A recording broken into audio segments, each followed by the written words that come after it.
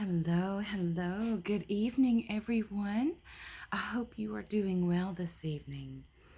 I wanted to come to you tonight to talk about a little astrology and to let you know what's happening up there in our heavens. But first, before we get to that wonderful information, I want to wish all of the Tauruses a happy birthday season. Taurus season is a wonderful season. It's right when things start growing. This is the time of hard work. So, before I don't want to go into too much, but I want to talk about what's happening because it's actually very beautiful. Now, our last new moon was in Aries, and that energy was absolutely beautiful. That was initiating energy, and that was definitely a beginning, initiating energy that pushed forward into our growing time of the year, the fertile time of the year. Right now, through April 30th, we are having what is referred to as a stellium. It's actually a quadruple stellium because the Sun, Mercury, Venus, and Uranus are all in Taurus. And this is wonderful energy. This is about freedom. It's about love. Uranus wants to shock us awake.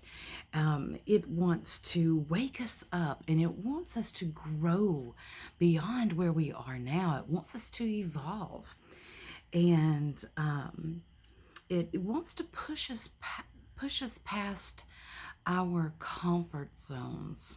When Uranus is in Taurus, it is a time, and it's been in Taurus for quite a while. I know I said it on one of my shows. I can't remember right at this moment, but it's been in Taurus for a while. And when Uranus is in Taurus, this is when there's a lot of shock and awe that's going on. This is when it's notorious to cause changes in the land, changes in security, money, for example. It touches on things like that. And Uranus is, I like Uranus energy, but it's one of those energies that just can't be contained. And it requires a lot of focus. And that's the good thing when Uranus is in Taurus, because Taurus is really about focus. And Taurus, in fact, can be so focused upon something that it can have tunnel vision. It won't notice anything else. It'll be so focused on what it wants to do. So that we do have to be careful of. We can't be so blinded as, to everything else that could help us and only see one way. Now, Mercury is all about communication, and Mercury wants us to, it wants to communicate what we really want in all of our relationships. And it's about what we value. It's about communicating what we value, what we love, and it's that, what makes us secure. Venus. Well, Venus loves contentment. Venus likes the luxuries. Venus likes to be comfortable. This is about love. This is about the finer things in life. And she is really wanting us to focus on what does bring us contentment. What do we value? What do we love in our life? It's really wanting us to look at that. We are being pushed to really focus on what truly matters to us. And peace is in here. This combination, it's like Uranus is causing all of this chaotic, all of this changes. This, like, look, you need to change. Uranus is like the Tower card in the tarot. This is saying that change has got to happen, and it's going to happen whether you want it to or not. You can either go willingly or be drugged there. And it's telling you that you need to work on that foundation. So this is what this is about. What it is we truly value, what it is that we love, and what it is that we want, how we are going to communicate this in our lives. And Venus is contentment, and this is peace. This is about really telling us that it is time to evolve. And before we can change any of the outside, we have to change the inside. And Taurus kind of draws us to the earth. It kind of, Taurus grounds us into Mother Earth. Many of us, and I'm seeing this so much, where we are looking for happiness outside of us. We are looking for contentment outside of us. And if we don't have that within us, we will not find it without. And that is the truth. If you do not have love and contentment and peace within your heart, you won't have it anywhere else. Now, I do know, and I see the moon, and I see it out there. We are having a full moon coming up, and that full moon is going to be in Scorpio, which is all about transformation. And that is a really, really, really good moon to have at this time. And that's going to have some major activation energy with it. But I'm not really going to get into that now, because there's a lot to talk about with what's going on right now. And when we get closer to the full moon, we'll talk about that. Now, Taurus, let's talk about Taurus a little bit. Taurus is a fixed sign, and it is, this time of year, we're settling into our growing season. This is about endurance. It's about stamina. Like I said, Aries will initiate the energy, and it's Taurus. Taurus is where we are going, where the work begins, where we can do the hard work to make it happen. Now, with this shift, Taurus energy, it can be a little stubborn. Like I stated, it's very focused energy, and it can be so focused that we have to be careful that we do not have tunnel vision. We can't be so focused upon one thing and doing it this way that we notice all these other things out here that can help us. So we have to watch out for that.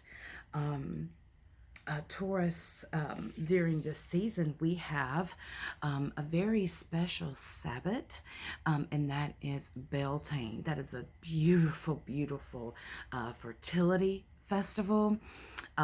Many of you know it as May Day, and I remember being a kid in public school making the maypole. If you remember that too, that's where it comes from.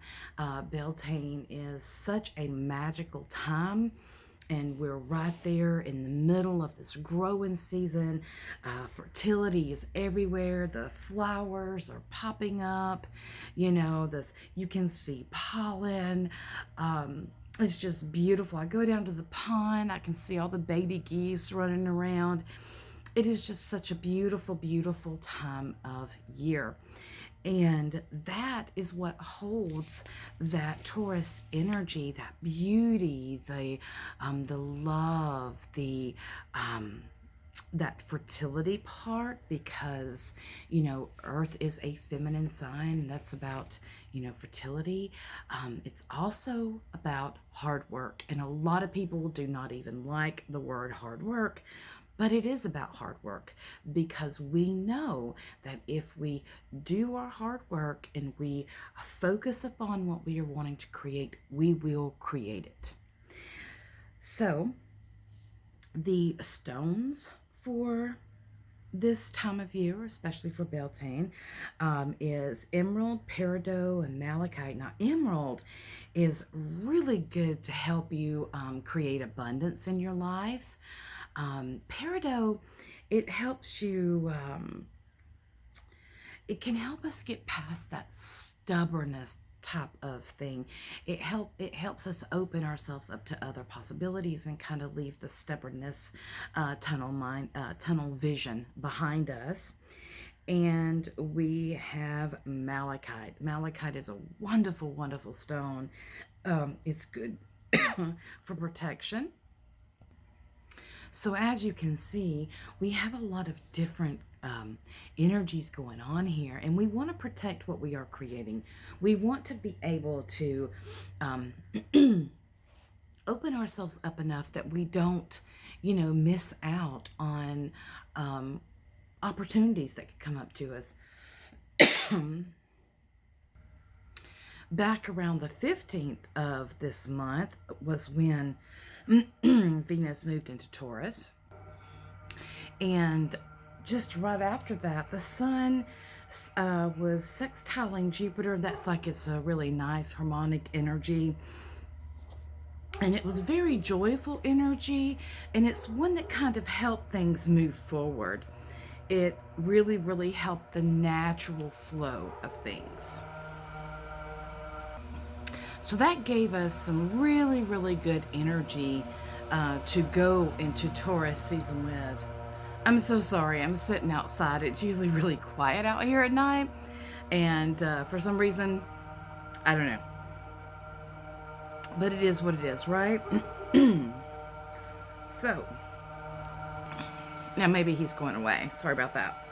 So, on the 22nd, don't forget, we do have Earth Day, which is really important, during our Taurus season. And on the 23rd, we have St. George Day. And this is the slaying of the dragon. This is honoring the time where St. George slayed the dragon. Now, this is really interesting here. Because there's a whole myth behind that, and I'll do that in a different one. I really want to study some of that and really write up a good piece about that. I just don't want to read about it. I want to write up something really good regarding that. But what's really important here that I do want us to understand is that Taurus represents the second house. Okay, so the opposite of Taurus and the opposite of the second house is Scorpio. And that represents the 8th house, because the opposite of the second house is the 8th house. And that represents Scorpio, which is, it's about the death in the underworld. So this is very interesting concepts here. And it really goes into the flow to where the ancient Celts would celebrate 2 times of the year. The beginning of the light half of the year, which is Beltane, and the beginning of the dark half of the year, which is Samhain. Very interesting. And also on April the 22nd, which is, in fact, Earth Day, beautiful, beautiful movement here. Venus will conjunct Uranus, and that means they'll meet up at the same degrees of that sign. Now, this is, you talk about extreme magnetism. This energy will be off the charts, okay? This is sexy energy. This is, just, magnetic energy. It is like, this is and it also is rebellious energy too. And it's that renegade type energy. This will seem cold at first, but this energy is going to be very sultry. This is about freedom and love. This is about unconventional type relationships. And when I say relationships, I mean it across the board. But especially when you have Uranus involved, this is going to go to be more of the romantic relationships. Some of you may start, some of you that are single, you may get into some long distance relationships. That is very common with this sign, with this placement. And um, this will this will help those that like to have their space but still be in a relationship. Now, like I stated, this is rebellious energy. So this is about pushing boundaries, and because this is like a constant change, and this energy is one of constant change. It's this, and then it's this, and it's constantly pushing the boundaries, and it's seeing where it's going. See, this is like when it's constantly changing, it's still trying to figure out how it's going to manifest into physicalness. So and that is life. That is our only constant, is change. So this, like I said, this is about the unconventional. So we could see some more scandalous stuff going on. There's going to be a lot of brutal honesty during this time. And this placement, it supports lies, but it's not lies that are kept from you. It is lies that are just apparently in front of you. It's really showing us that. It's really showing, like, look, this they're lying, and we know they're lying, but they don't care. They're just going to lie anyway. Because again, this is about pushing those boundaries. This is constant change. What are you going to accept? What are you not going to accept? So this brings up the whole, it brings up, you looking at your values again. It brings you up to the point to where, all of these planets are hanging out, and Uranus here, and Taurus here, and Uranus is wanting to, well, this needs to be changed, and that needs to be done, and this needs to be done. And it's like, I'm doing this because change needs to be made. And I'm going to show you this, and I'm going to do this to you until you make the changes that you need to make.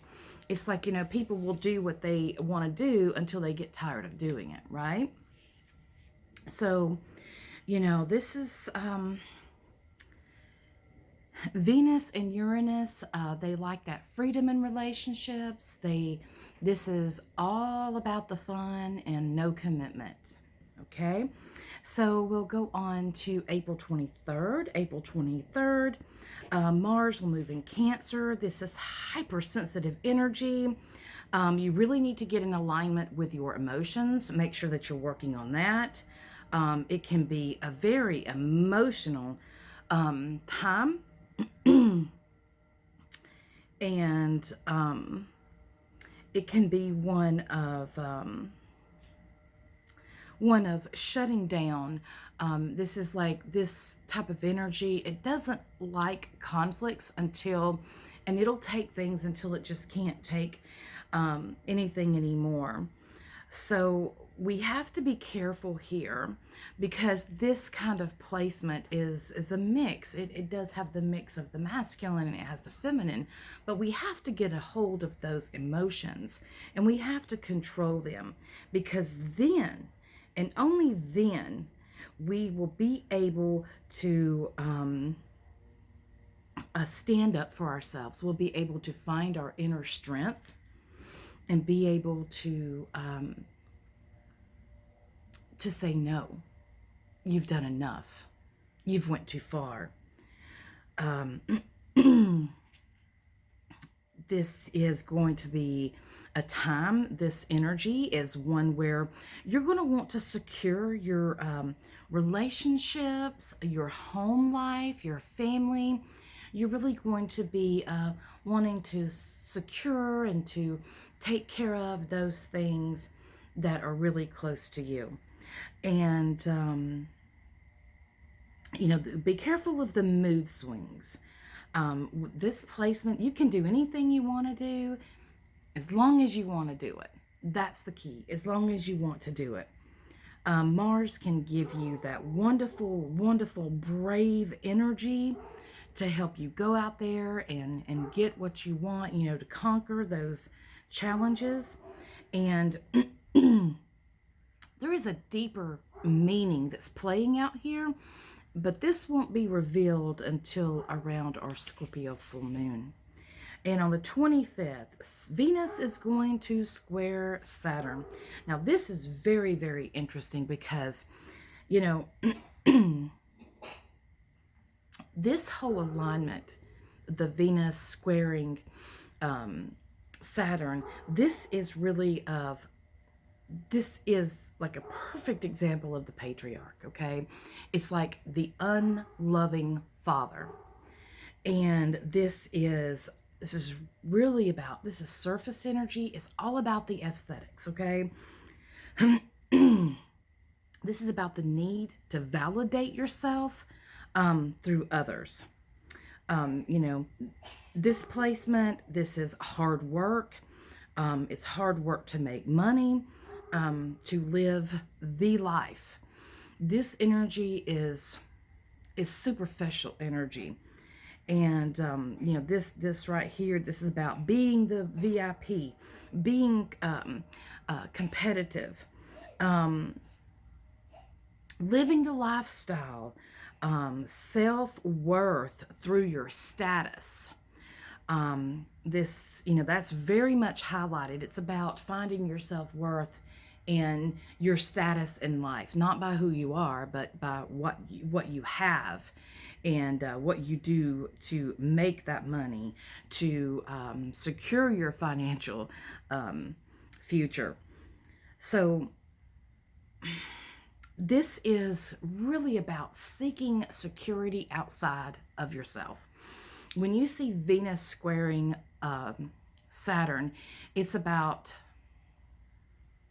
this is what I see. The little girl who has a father that is, he loves her in his own way, but he's really focused on work. He's focused on that part of his life. So he doesn't really have that loving, emotional side to him. So she tries to achieve things. She tries to,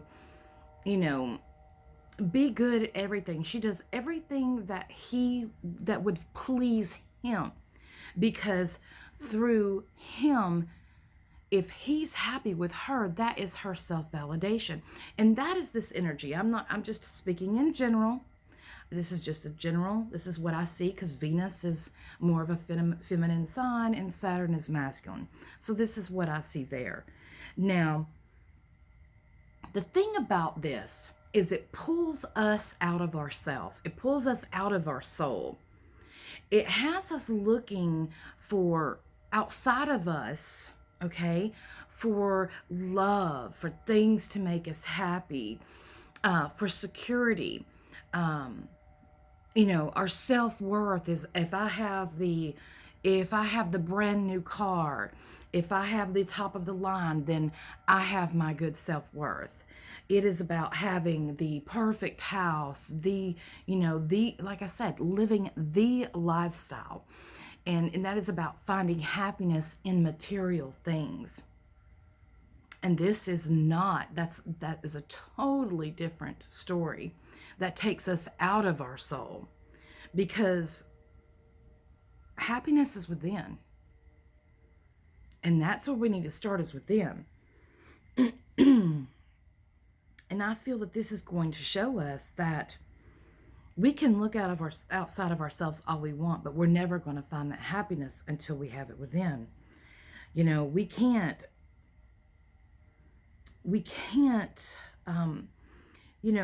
constantly please everyone and truly feel happy within. If we're trying to make everybody happy, usually you're miserable. And I think many of us have been that people pleaser. And how miserable does that make one? I mean, that makes you completely, you're constantly going, constantly. And that's just, it's not a good thing. It's like I said, it's very, very superficial. So It's about, seeking praise and validation from others just in order to make yourself feel good is, or to have validation within yourself, to have security within yourself. That's, that does not, it doesn't behoove us to do that. People can only make themselves happy. We can't make people happy. They can only make themselves happy. So, and I think that maybe that squaring will actually make us see that, you know what, we really need to look at things a little bit deeper. And like I said, this will all come more into play. The Scorpio full moon will definitely light up those shadows and illuminate the darkness, and will definitely show us what we need to release, and what we need to release in order to move on. Remember, stop looking outside of yourself for validation for other people. It's about you. It's about you. If you truly want to be happy, you have to come to a place within yourself to where you find that humility and that contentment within. So that is it for the astrology tonight. I went a little bit longer than I thought it would go, but that's okay, I guess. I hope you all have a wonderful, wonderful evening.